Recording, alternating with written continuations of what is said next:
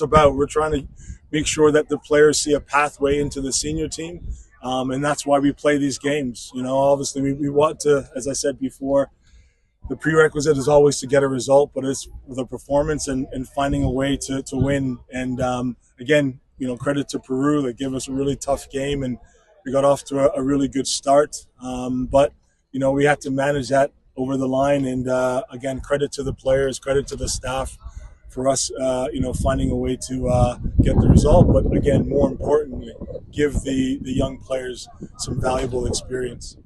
Coach, when you look at both games, share with me the sentiment of how they would have played over the two legs in a short period of time. Yeah, I mean, it's going to be, it's going to be a little bit disjointed when you've got players coming in for the first time and players making their debuts and nerves that go along with it.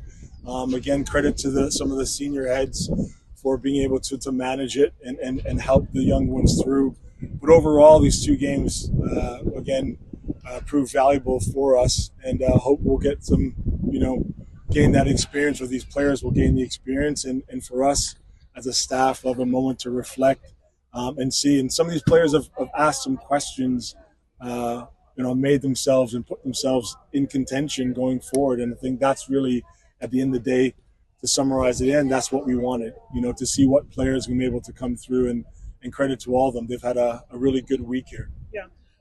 Relatively packed schedule for 2025. Where do you go from here?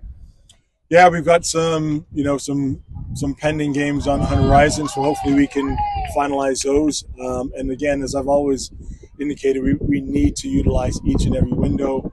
There might be an opportunity. Hopefully we can do something at the end of the school year for some of these college players, where we can get some of them, as well as some of the U20s that just finished playing, so we can take a look and make sure we're not missing anyone, but making sure that we're bringing opportunities for players to come through.